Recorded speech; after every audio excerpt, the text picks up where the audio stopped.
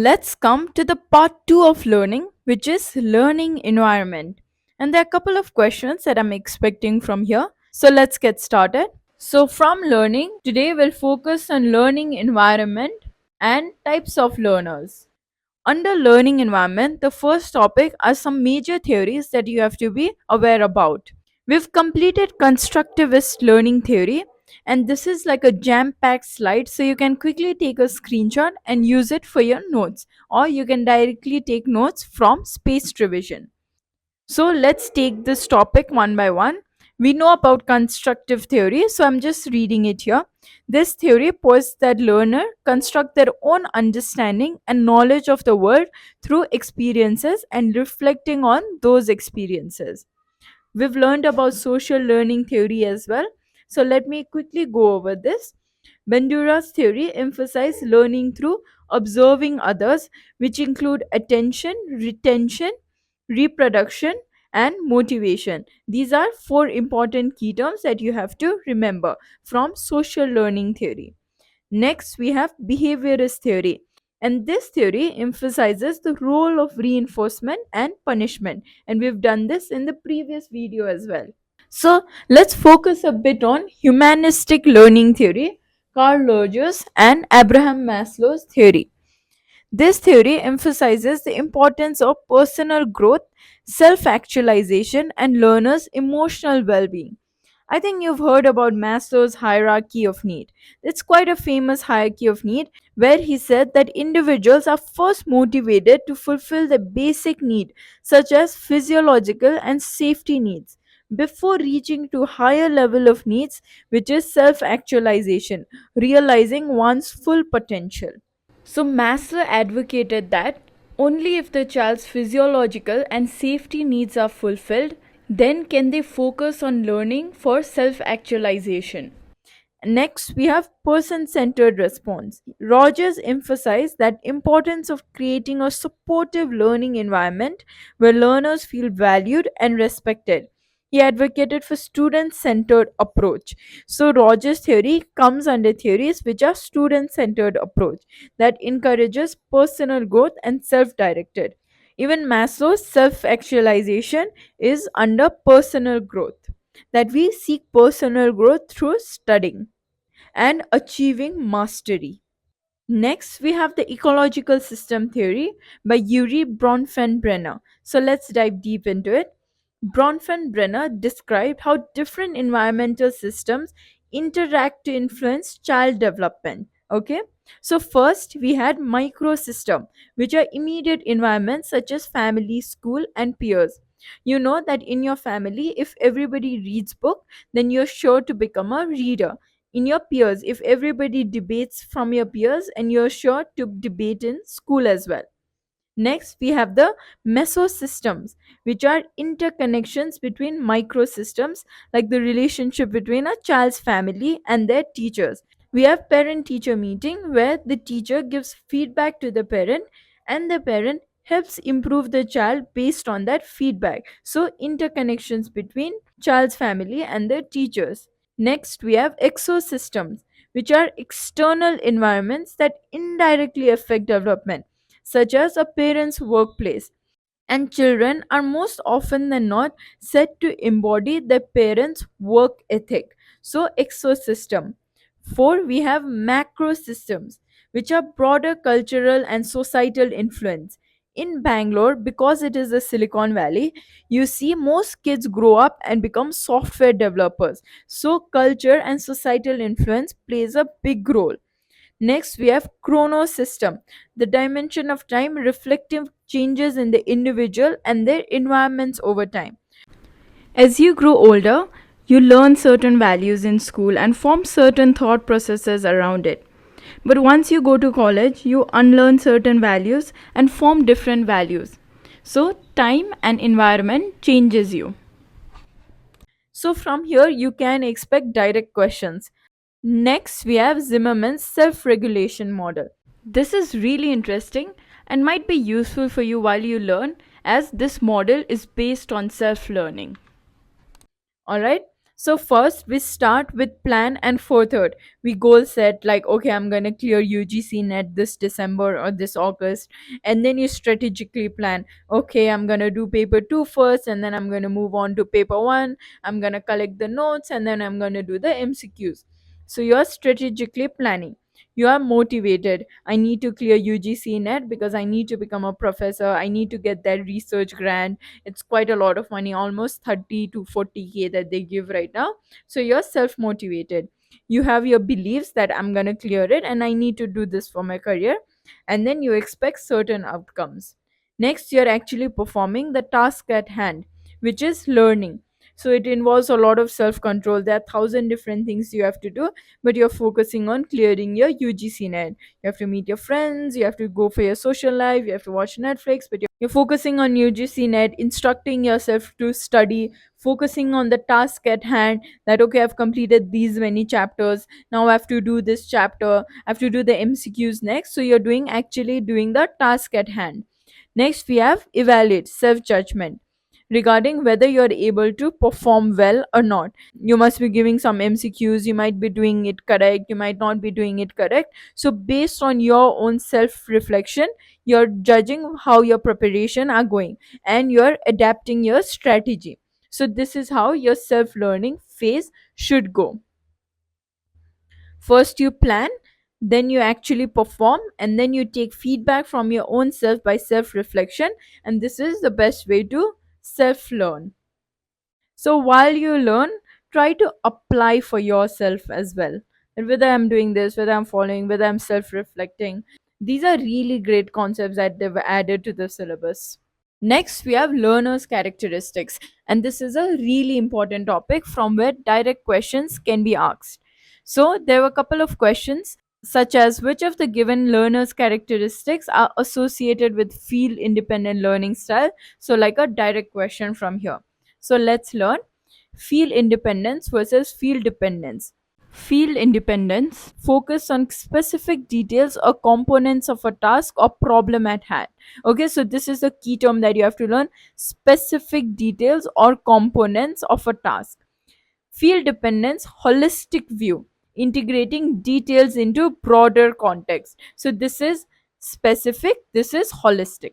Field independent learners prefer analytical tasks, while field dependence learners prefer collaborative tasks like brainstorming, working on projects. So, field independent learners prefer individual analysis and problem solving, while field dependent learners prefer brainstorming and project work. So, let me give you an example. Let's say there are two students, student A and student B. Student A is more of a field independent learner, while student B is more of a field dependent learner.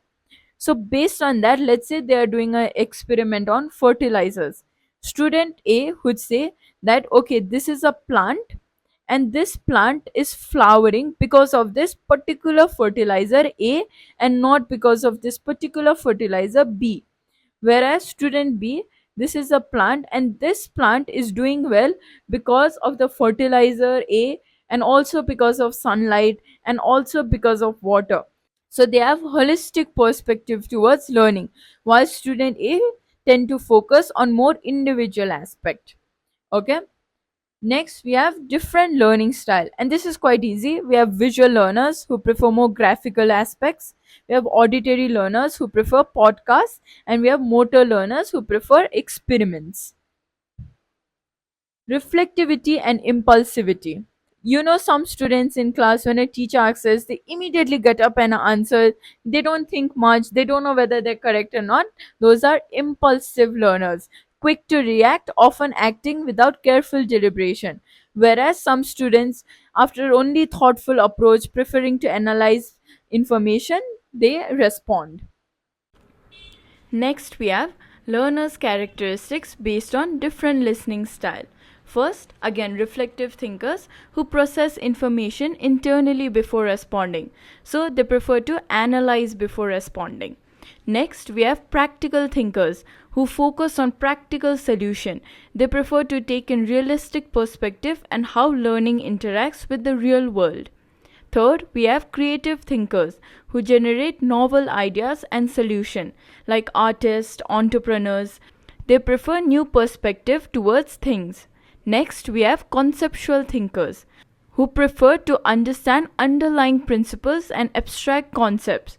Poets, theoretical physicists who like to dive deep into a particular subject. Next, the final topic of types of learner, that is learner characteristics that ensure effectiveness of teaching.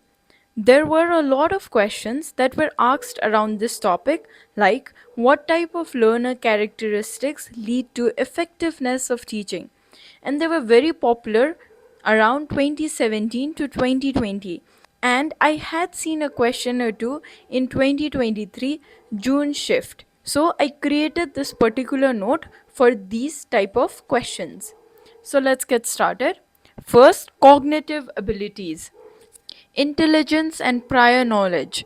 Students with higher cognitive abilities and relevant prior knowledge tend to grasp new concept more quickly. And this is so true, right?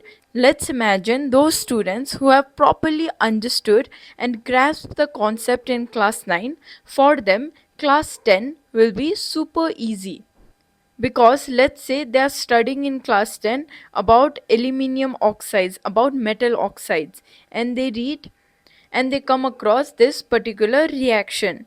They will not understand from where this 3 and from where this 2 is coming from unless they know what valency is. Hence, prior knowledge gets super important. Next, we have learning styles. And this is something we're familiar with. We've learned multiple times in this particular itself. Visual, auditory, kinesthetic, reading and writing. So learners may require different teaching methods for effective teaching or optimal understanding. Let's move on to motivation.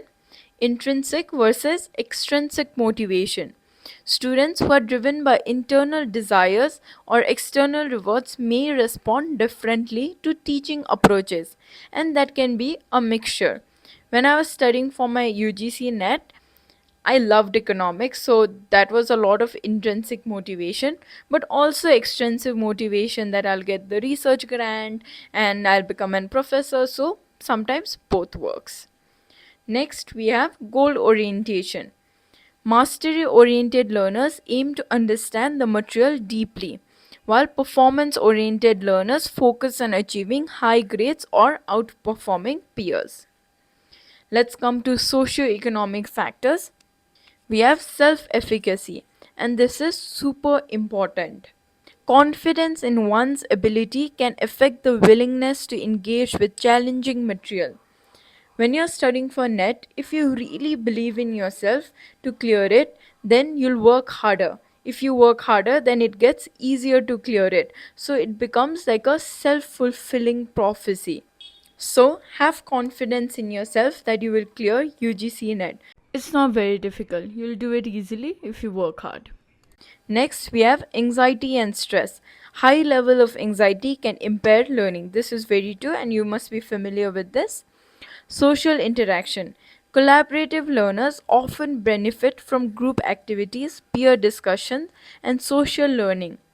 When I was studying for my UGC net, it was around COVID time, so I got a study buddy, and she was studying for her NEET exams.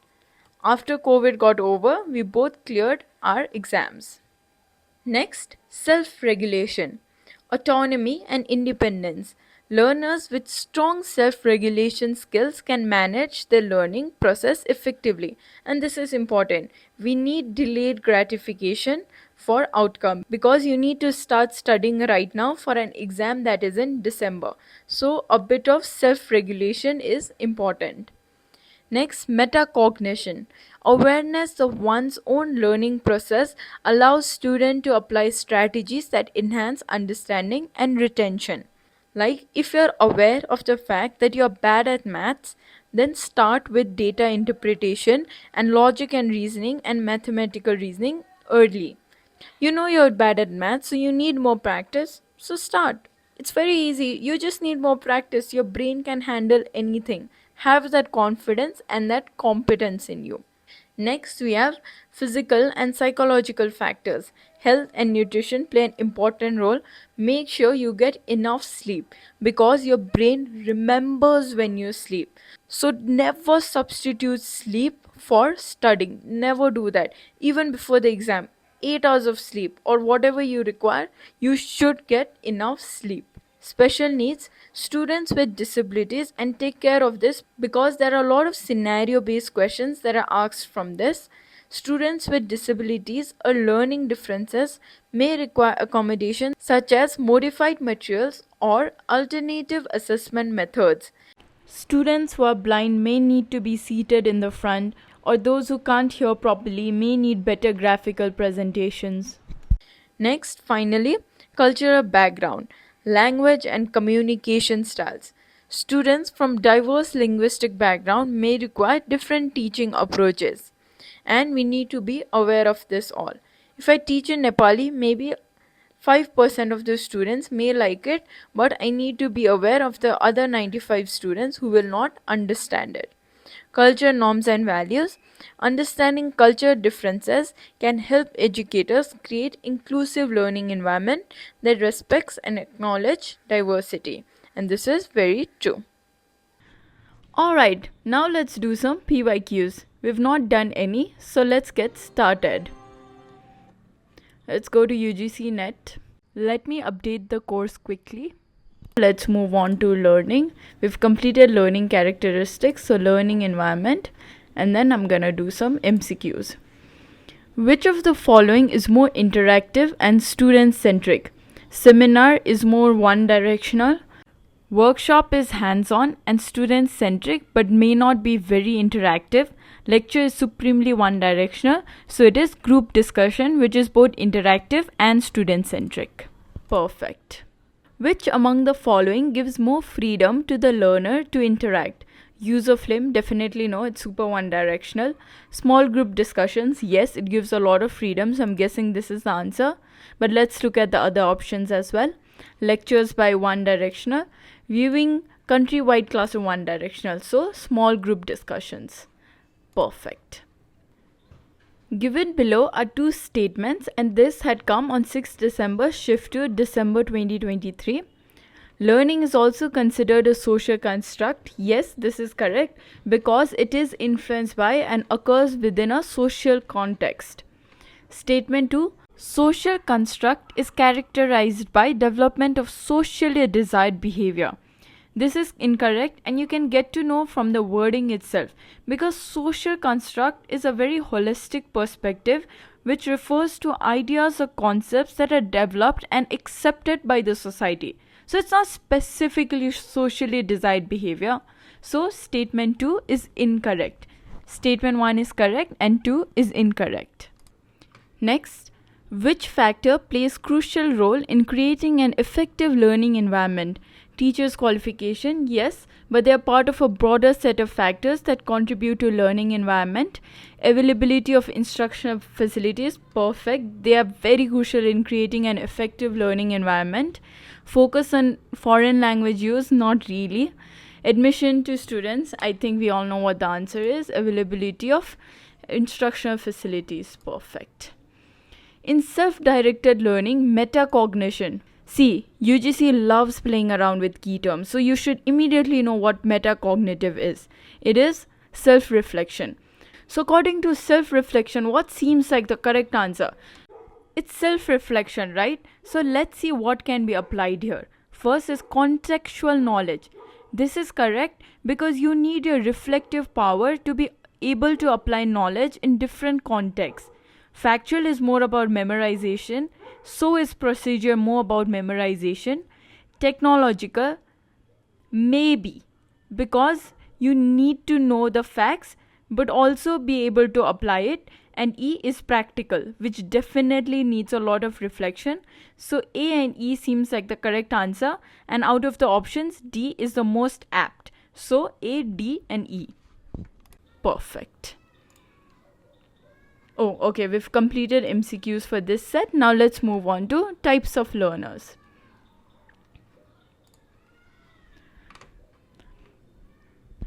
Which of the following learner characteristics are associated with field dependent? Field dependent means holistic learner.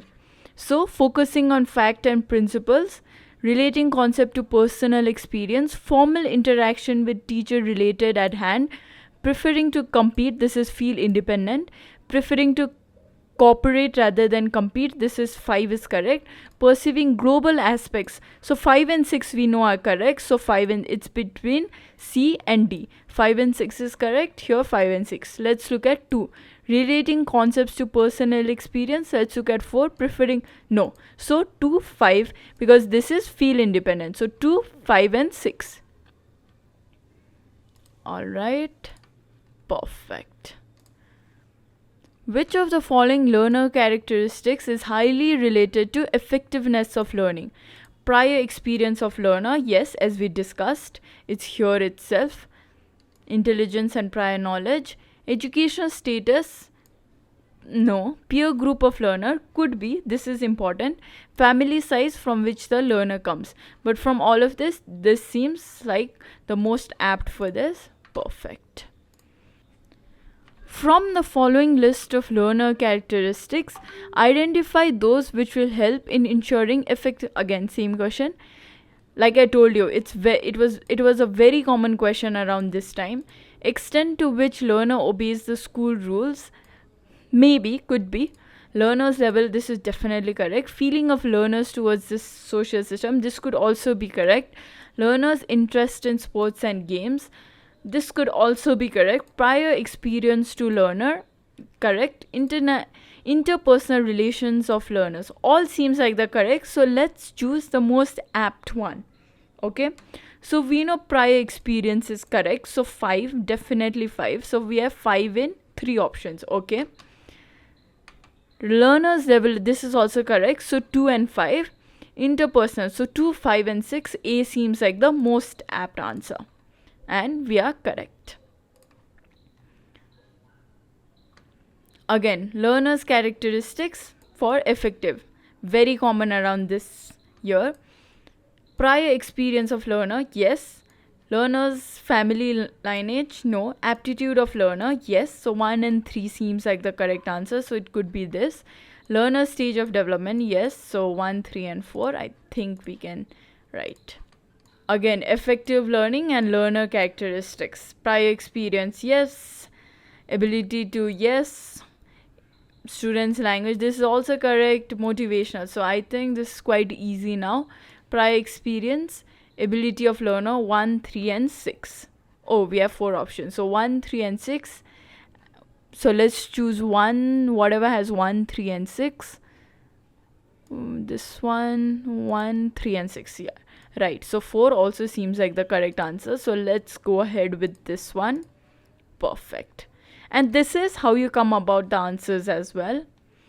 For an efficient and durable learning, learners should have ability to learn, requisite level of motivation, opportunity to learn, desired level of, I think D seems like the most apt answer. Perfect.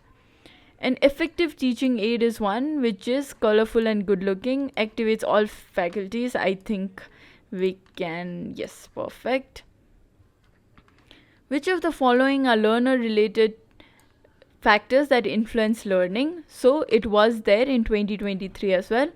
Learner level of aspiration, and this is correct. Readiness, this should also be correct. Basic potential, this also correct. Learners physical and mental health, correct. Personality traits and behavior of teacher, A, B, C, D seems like the correct answer. So because this is more related to the teacher. Perfect. In work model, A stands for, very easy, auditory or oral. And what's the full form of VARK? Visual, auditory, reading and kinesthetic. So auditory and oral. Which of the following is the driving force for students' commitment, engagement and persistence in self-directed learning? Fixation, motivation, metacognition, I think it's quite easy. Motivation. Which learning style involves the extent to which students approach learning material in a way that helps them understand the meaning of the material? Surface style, it just means rote memorization. Impulsive means quick answering. Deep means going deep into the topic. And reflective means thinking about your own self-thought, interpersonal. So 3 seems like the correct answer. Perfect. Yay, we've completed. So let's see how many cards we studied today. Whoa, 16. Super. If you want a study tool that will help you with revisions, create flashcards and start with it. It's completely free. You can see here that a user named Sonam has created one for himself, and I'm guessing tourism is his paper too. And if you want notes, flashcards and chapter wise MCQs that I've created, you can purchase the same from community course. All the best for your exams.